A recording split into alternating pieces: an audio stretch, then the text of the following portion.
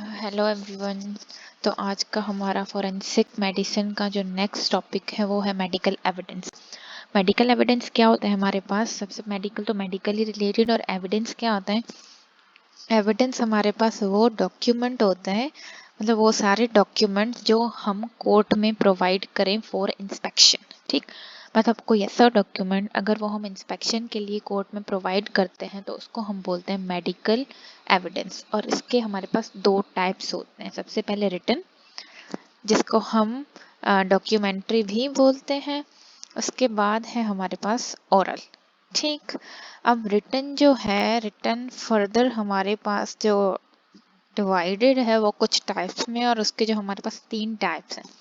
Written के हमारे पास कौन कौन से तीन टाइप्स हैं? सबसे पहले तो मेडिकल सर्टिफिकेट, वो रिटन में होता है हमारे पास।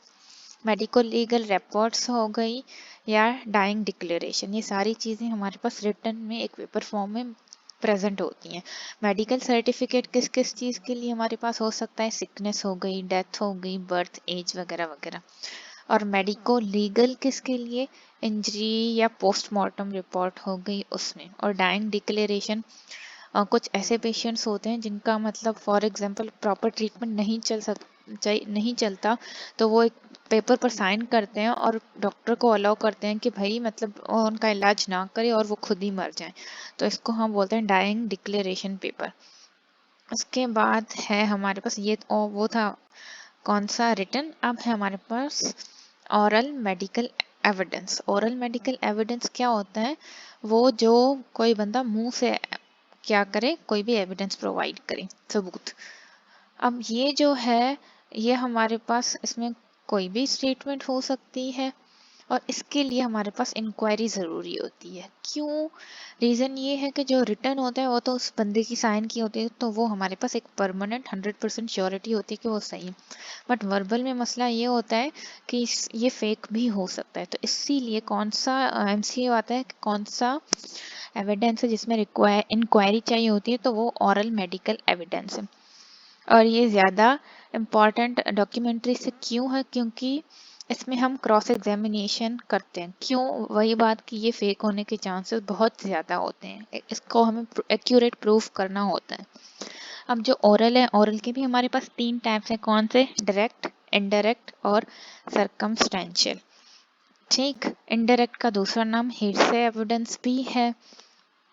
अब आते हैं डायरेक्ट एविडेंस। डायरेक्ट एविडेंस वो होता है, मतलब कोई भी एक बंदा है जिसने वो डायरेक्टली कोई चीज़ देखी है और वो उसको क्या कर रहा है, नरेट कर रहा है।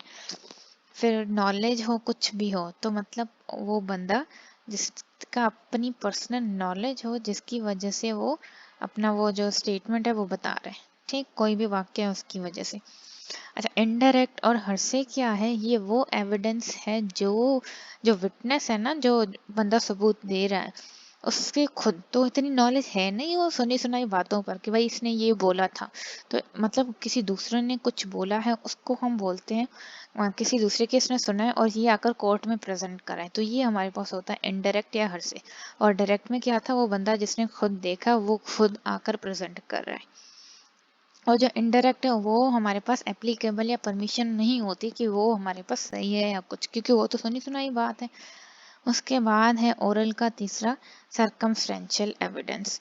ये क्या है? ये सर्कमस्टेंशियल ऐसे होता है कि मतलब ये सस्पिशन होता है। सस्पिशन मतलब प्रॉपर हमें वाक्य पता तो नहीं है, बट हमें ऐसा कोई सबूत मिला है, उसके तरीके से हम क्या कर सकते हैं, एक एविडेंस बना सकते हैं।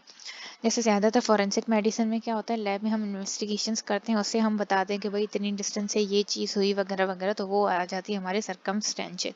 खुद देखा तो नहीं है, बट वो क्या है, एक एविडेंस बेस्ड है, और ये हमारे पास वैलिड होता है। उसके बाद हमारे पास यहाँ पर जो है, अब है डॉक्यूमेंट्री एविडेंस जो है हमारे पास वैलिड होता है विदाउट इंक्वायरी। ठीक, ओरल एविडेंस से बहुत ही ज़्यादा बेटर होता है डॉक्यूमेंट्री एविडेंस। और उसमें जो डॉक्यूमेंट्री होता है उसमें जो है क्रॉस एग्जामिनेशन नहीं होती, वाइल जो ओरल होता है उसमें क्रॉस एग्जामिनेशन होती है। अब डॉक्यूमेंट्री कुछ ऐसी चीज़ें होती हैं जिसके लिए हमारे पास ज़रूरी ही क्या होता है, डॉक्यूमेंट्री, ताकि हम ओरल पर बाद में हमें कुछ ऐसा सबूत हो जो हम कोर्ट में प्रोवाइड कर सकते।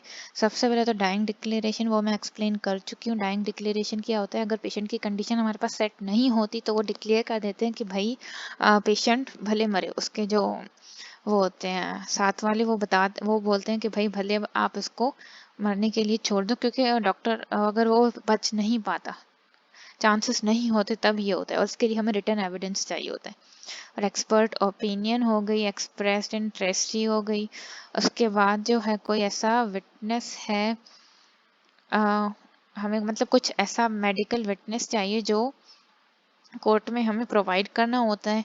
उसके बाद कोई ऐसी केमिकल एग्जामिनर्स रिपोर्ट है, उसके लिए भी रिटर्न चाहिए होता है।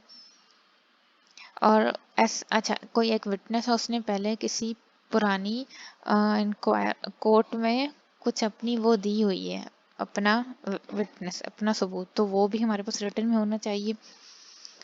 उसके बाद है वो पर्सन, वो बंदे जो जिनको हम एज अ विटनेस नहीं बोल सकते, वो भी क्या होते हैं, वो रिटर्न में दे सकते हैं। ऐसा जिनको हम बुला नहीं सकते, कुछ ऐसे मतलब उनमें मॉर्बिडिटी है तो उसकी वजह से वो आ नहीं सकते, तो उसमें भी क्या होता है, रिटर्न वैलिड होता है। तो ये हमारा एक शॉर्ट ऐसे आता है, तो इसको अच्छे से देख लेना। कोई मसला हो आप कमेंट में पूछ सकते हैं। Thank you.